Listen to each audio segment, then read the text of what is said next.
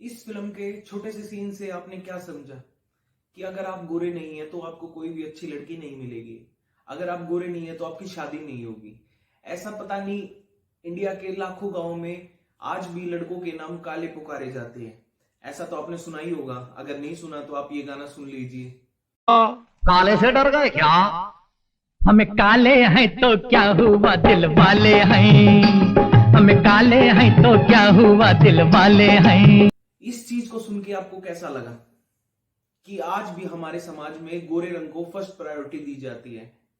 गोरे रंग का फितूर हमारे दिमाग में इतना जोरों से भर चुका है कि आज हम अपने भगवानों को भी, जो हमारे द्वारा बनाए गए भगवान, जी हाँ, हमारे द्वारा बनाए गए भगवानों को भी हम गोरा दिखाते हैं।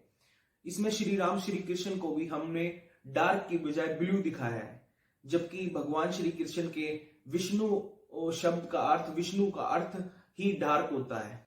ब्लैक रंग को राक्षसों के साथ जोड़ दिया जाता है। आपने देखा होगा बहुत सारी मूवियों में या पोर्ट्रेट में हमेशा राक्षसों को ब्लैक कलर में दिखाया जाता है। ये सिर्फ इंडिया में नहीं है कि सिर्फ इंडिया में इस चीज को प्रायोरिटी दी जा रही है, बल्कि बाहर भी, विदेशों में भी गोरे रंग को फर्स्ट प्रायोरिटी दी जाती है। इंडिया में 10 में से 8 महिलाएं मानती है कि अगर उनका रंग गोरा है तो उनको फर्स्ट प्रायोरिटी दी जाएगी, समाज में उनको एक अलग पहचान दी जाएगी। फेयर स्किन ना होने की वजह से लड़कियां अक्सर जॉब के लिए भी अप्लाई नहीं कर पाती है। बड़े बड़े शहरों में या छोटे शहरों में अगर किसी लड़की का रंग गोरा नहीं है तो उन्हें दहेज भी, उनके पेरेंट्स को दहेज भी ज्यादा देना पड़ता है। लेकिन आखिर इतना रेसिज्म, इतना भेदभाव हुआ कैसे? इसका सीधा सा जवाब शायद नहीं दिया जा सकता, लेकिन कुछ पॉइंटों में हम इसे जरूर समझ सकते हैं कि इसको आगे बढ़ाने में आखिर किसका योगदान। जब भी हम किसी चीज को सुनते हैं तो हम उस चीज को जल्दी भूलने लग जाते हैं, लेकिन अगर हम किसी चीज को देखकर और सुनकर समझते हैं तो वो चीज हमारी मेमोरी में ज्यादा टाइम तक याद रहती है। एग्जाम्पल के लिए, अगर हम कोई किताब पढ़ते हैं तो 10 दिन के बाद हमें वो चैप्टर याद भी नहीं रहता कि हमने क्या चैप्टर पढ़ा था, लेकिन 4 साल पुरानी मूवी हमें आज तक याद होगी कि उसकी स्टोरी क्या थी।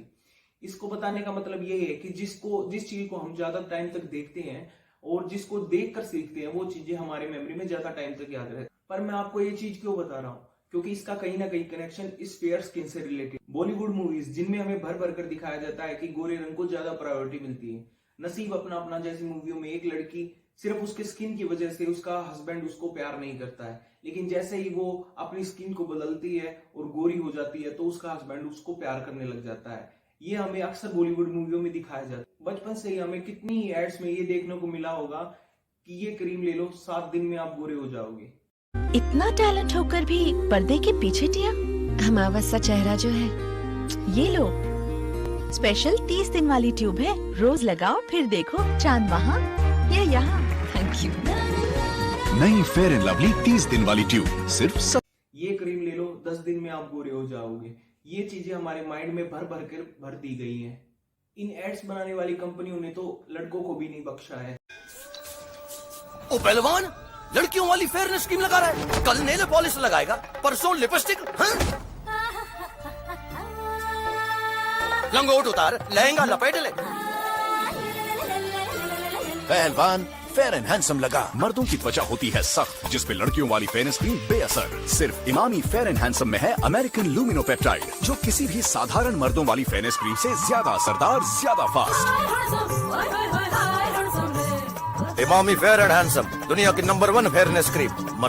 जब इतना ज्यादा बचपन से ही हमें गोरे रंग के प्रति प्रायोरिटी दिखाई जाएगी तो हम डार्क स्किन को क्यों पसंद करें? हमारे पेरेंट्स, जिनको इन चीज के बारे में नॉलेज भी नहीं है और जो शायद मूवियां एंटरटेनमेंट के लिए देखते हैं, लेकिन बीच में ये एड्स आना और मूवियों में इस तरीके से इस गोरे रंग को प्रमोट करने की वजह से हमारे पेरेंट्स को शायद पता भी नहीं है कि उनके दिमाग में इस तरह का फितूर भरा जा रहा है। फेयर स्किन को लेकर खुद बॉलीवुड भी नहीं बच पाया।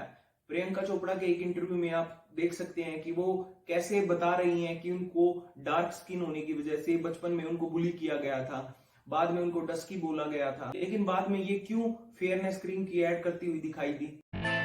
His spots I love. But my spots, they just had to go. Garnier Light Fairness Moisturizer, enriched with pure lemon essence and sunscreen. It's the cream that does though. 1, 2, 3. 1. Lightens skin tone. 2. Reduces dark spots. 3. Sunscreens prevent them from coming back. Flawless glow is just 7 days away. लेकिन आखिर ये रुकेगा कब? I know रुकना बहुत मुश्किल है, क्योंकि हम इन चीजों में इतने ज्यादा इन्वॉल्व हो चुके हैं कि ये पॉसिबल ही नहीं है कि ये पूरी तरह से बंद हो जाए। लेकिन हाँ, कुछ हद तक हम इन चीजों को रोक सकते हैं। लड़कियां अपने नेचुरल कलर को अपनाएं और ब्यूटी प्रोडक्ट्स को कम खरीदें। इंडिया की ब्यूटी इंडस्ट्री, जिसमें से 46% अकेली फेयरनेस क्रीम वाली इंडस्ट्री रेवेन्यू जनरेट करती है। कई बॉलीवुड सेलिब्रिटियों ने भी इस चीज को कम करने के लिए अपनी आवाज उठाई है। आप इस बारे में क्या सोचते हैं और इस चीज को और कैसे कम किया जा सकता है, मुझे कमेंट करके जरूर बताइए। धन्यवाद।